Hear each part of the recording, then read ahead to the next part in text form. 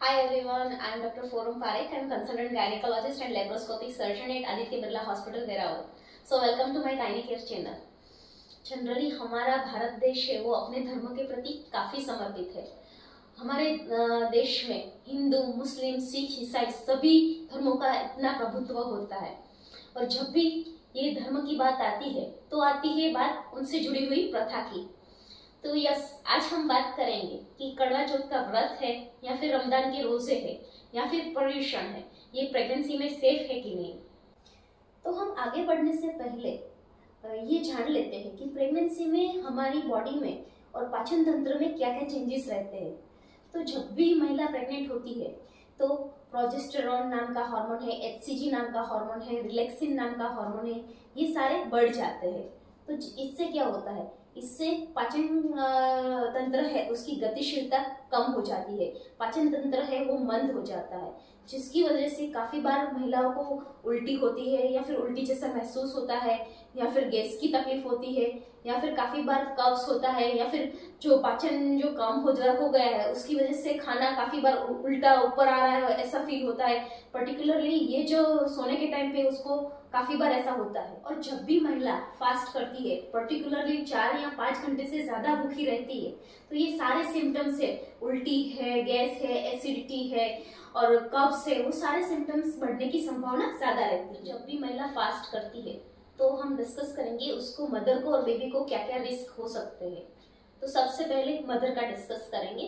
काफी बार जब भी महिला फास्ट रहती है तो ब्लड जो शरीर में जो ग्लूकोज है वो कम हो जाता है, जिसकी वजह से उसको थकान महसूस होती है, चक्कर आने लगते हैं या फिर हेडेक यानी कि सर दर्द होने लगता है।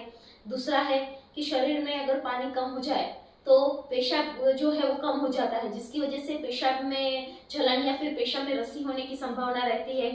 इसके अलावा जो जैसे मैंने बताया कि पाचन तंत्र की सारी तकलीफें बढ़ जाती है, जिसमें है कब्ज ज्यादा हो जाता है या फिर एसिडिटी, उल्टी होती है या फिर गैस की वजह से पेट दर्द और सर दर्द करने लगता है। और उसके अलावा अगर बहुत ज्यादा शरीर में पानी कम हो जाए, डिहाइड्रेशन हो जाए, तो वुमन चक्कर खा के गिर भी सकती है या फिर उसको स्नायु के दर्द यानी कि पैर में दर्द होने लगता है या फिर गर्भाशय के संकोचन भी बढ़ने लगते हैं। ये हुए सब मदर के रिलेटेड रिस्क। और अब हम बात करते हैं कि बेबी को क्या क्या रिस्क रहते हैं। तो काफी बार अगर ज्यादा फास्टिंग करे तो प्रीमेच्योर लेबर यानी कि अधूरे महीने में डिलीवरी होने की संभावना रहती है। उसके अलावा बेबी के आसपास का पानी कम हो जाता है या फिर बेबी का वजन कम होने लगता है।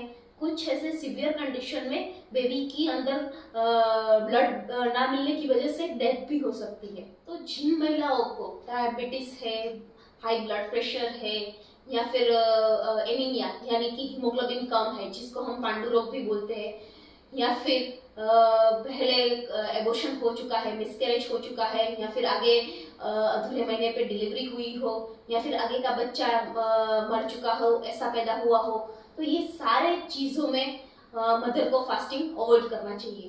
बट काफी बार महिलाएं बहुत ही इंसिस्टेंट होती है कि नहीं हमें फास्ट करना ही है। तो उन लोगों के लिए मैं स्पेशली सेफ टिप्स देना चाहती हूँ ताकि आपके बेबी को और आपको कम से कम रिस्क रहे।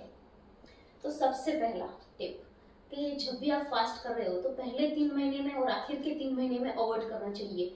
जनरली 3 से 6 मंथ्स के बीच में जो व्रत है या फिर रमजान के रोजे हैं वो ऐसे सेफ रहते हैं। 3 to 6 मंथ्स का जो प्रेगनेंसी का पीरियड रहता है वो उससे हनीमून पीरियड कहा जाता है और उसमें बेबी और मदर को कम से कम रिस्क की संभावना रहती है।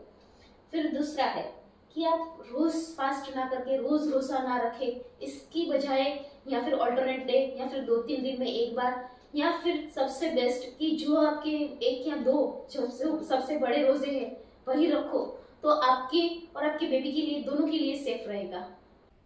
थर्ड, जब भी आप रोजा रह रहे हो या फिर करवा चौथ का व्रत है या फिर पर्यूषण है तो उस दौरान आपको मैक्सिमम रेस्ट करना चाहिए, बिकॉज आपका जो बेबी है वो आपसे ले ही रहा है, न्यूट्रिशन पूरा ले रहा है। तो क्या होता है कि जब भी आप फास्ट करते हो और काम भी करते हो, एक्सर्शन करते हो, तो वीकनेस की संभावना है या फिर चक्कर खा के गिर जाने की संभावना है, वो सब बढ़ जाती है। तो मैक्सिमम आपको उस टाइम पे रेस्ट करना चाहिए। फोर्थ, कि जब भी आप व्रत तोड़ रहे हो या फिर रमजान की सहरी का टाइम हो तो एक साथ ज़्यादा नहीं खाना चाहिए। उसके अलावा आपको थोड़ा थोड़ा ग्रेजुअली फूड स्टार्ट करना चाहिए और धीमे धीमे खाना चाहिए। जब भी आप रमजान की सहरी कर रहे हो या फिर व्रत तोड़ रहे हो, तभी मीठा खाना है, शुगरी वाला है, हाई कार्बोहाइड्रेट डाइट है या फिर तला हुआ खाना है, वो अवॉइड करना चाहिए। इसके बदले में आपको फ्रूट्स ज़्यादा खाना चाहिए, फाइबर वाला और प्रोटीन वाला आहार ज़्यादा लेना चाहिए, जिससे आपको पाचन की तकलीफें कम से कम हो। और उसके अलावा टी और कॉफ़ी फास्टिंग के टाइम पे अवॉइड करना चाहिए, बिकॉज वो है शरीर में पानी का प्रमाण कम करता है। 5th टिप, शरीर में पानी का प्रमाण बनाए रखने के लिए आप जब फास्ट नहीं कर रहे हो तो आपको 12 से 14 ग्लास तक पानी पीना चाहिए, या फिर फ्रूट जूस और वो भी आप ले सकते हो। 6th and final most important, कि आपको कब फास्ट नहीं रखना चाहिए। अगर कभी भी आपको सर दर्द ज्यादा होने लगे, आराम आप कर रहे हो, उसके बावजूद भी आपको वीकनेस लगे, थकान लगे, चक्कर जैसा लगे, या फिर आपको बच्चे की मूवमेंट कम फील हो, या फिर आपको ब्लीडिंग हो, या फिर पेटों में दर्द शुरू हो जाए, ये कोई भी टाइप के अलार्मिंग साइंस आपको महसूस हो तो तुरंत फास्ट छोड़ देना चाहिए। So at the end of this video मैं सारी गर्भवती महिला से ये दरख्वास्त करना चाहूंगी कि आपका जो पहला धर्म है वो आपके स्वास्थ्य और आपके बच्चे के स्वास्थ्य प्रति है। हिंदू हो या फिर इस्लाम हो, सारे धर्म में गर्भवती महिलाएं हैं या फिर महिला बच्चे को दूध पिला रही है, वो सभी फास्टिंग के दौरान छूट ले सकती है। आई होप कि ये वीडियो आपको यूजफुल रहा होगा और wish you everyone happy and safe Ramzan. Thank you.